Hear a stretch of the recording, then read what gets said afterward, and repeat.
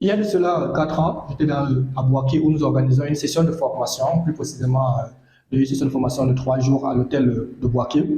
Et il y a un monsieur Kofi, donc que je salue au passage, qui, lors du début de la formation, il était question aux participants de pouvoir se présenter les uns les autres, donner les attentes vis-à-vis de la formation qui devait s'étaler sur 3 jours. Le premier jour, la théorie, les 2 autres jours devaient être la pratique en agriculture et en élevage biologique.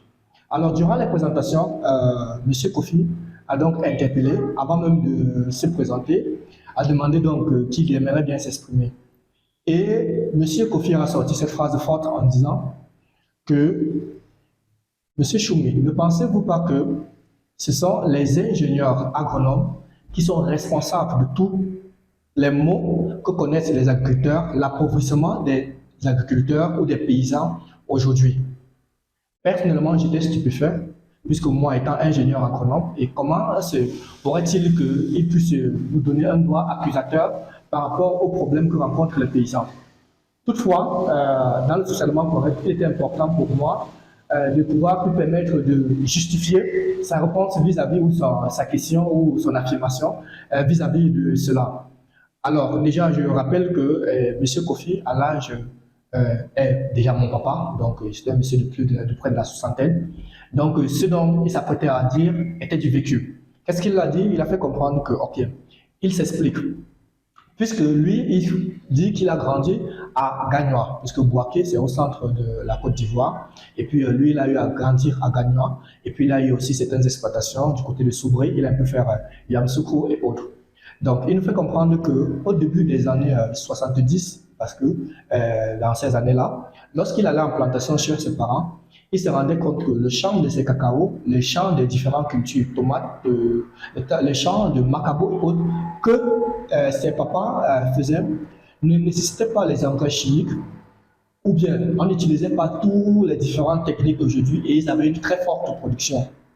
Et comment se fait-il que maintenant les paysans n'arrivent pas à pouvoir se développer concrètement ou bien n'arrivent pas à pouvoir subvenir à leurs besoins ou ont vu leur sol dégradé? Et lui, dans son imagination, pense que les ingénieurs agronomes sont responsables de cela parce que depuis que les ingénieurs agronomes, au fait ingénieurs agronomes, techniciens et autres, toute donc cette bande, sont responsables donc de la chute, de la paupérisation, de la vulnérabilité des différents producteurs aujourd'hui, parce que les producteurs aujourd'hui n'arrivent pas à s'en sortir. Bien que certains puissent même déjà acquérir des intrants beaucoup plus chimiques, beaucoup plus chers et autres. Et donc, sa vision, c'est que durant ces 30 et 40 dernières années, il s'est rendu compte que les producteurs, les paysans sont beaucoup plus vulnérables.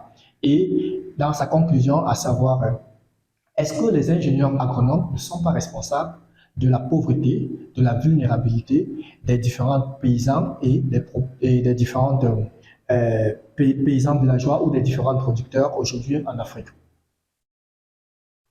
Après un temps de réflexion par rapport à cela, il a fallu que je puisse être partial parce qu'il fallait que je puisse sortir de ma casquette, moi étant ingénieur agronome, sortir de cette casquette et pouvoir analyser. Et lorsqu'on regarde sur le fond, Monsieur Kofi, je lui donne raison. Raison sur certains points. Sur certains points dans la mesure où on s'est rendu compte qu'aujourd'hui, on a beaucoup plus de vulnérabilité des différents paysans.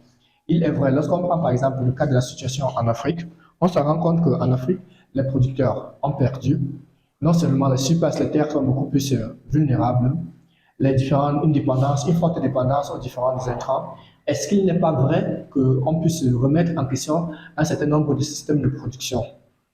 Je pense que oui, il y a une bonne part de vérité dans ce qu'il a dit et il y a une remise en question. Est-ce que les ingénieurs agronomes sont responsables de tous les maux? Non. Est-ce que les ingénieurs agronomes peuvent faire une remise en question par rapport à ce qui se passe aujourd'hui? Oui. Parce que lorsqu'on regarde la situation, on parle aujourd'hui de près de 2/5 des terres de superficie arabe qui sont dégradées. On parle de coûts de production de plus en plus élevés.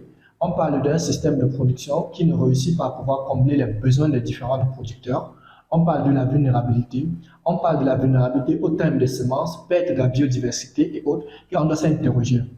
Alors, la question de M. Kofi, quelles sont les différentes pistes des éléments qu'on peut pouvoir prendre? Parce qu'aujourd'hui, il n'est même pas temps de penser à des pistes, mais il est temps de pouvoir ressortir des solution viable. Et c'est ce que nous avons entrepris depuis près de 5-6 ans à travers certains pays de l'Afrique, que ce soit en Mauritanie, au Niger, en Côte d'Ivoire, au Gabon, au Sénégal, où nous avons eu déjà à diffuser nos différentes approches et visions de l'agriculture.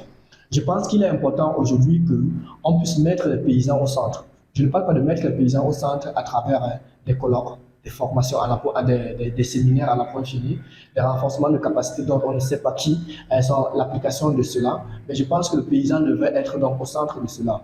Parce qu'il faudrait qu'on puisse être capable de pouvoir capaciter nos différents paysans à pouvoir être indépendants. Aujourd'hui, c'est vrai, on parle beaucoup plus de projets dits d'autonomisation, de projets de lutte contre la pauvreté, mais nous nous rendons compte que les paysans ou les producteurs ne sont pas mis au centre de cela, parce que dans tout ce qu'on fait aujourd'hui, on crée plus des éléments pour les rendre dépendants. Sur le cas, par exemple, des semences hybrides, comment on peut dire qu'on rend des producteurs indépendants et on va avec des semences hybrides? Comment est-ce qu'on dit qu'on rend des producteurs indépendants? On est chaque fois en train de varier les différentes doses d'insecticides, fongicides à utiliser.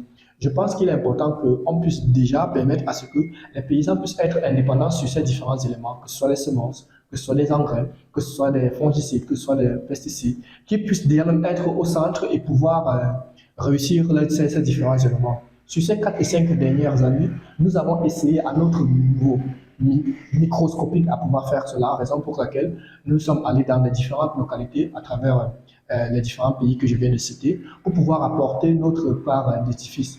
Il y a beaucoup de choses encore à faire, mais c'est déjà pour un début, pour un certain nombre de personnes, à pouvoir remettre en cause un certain système.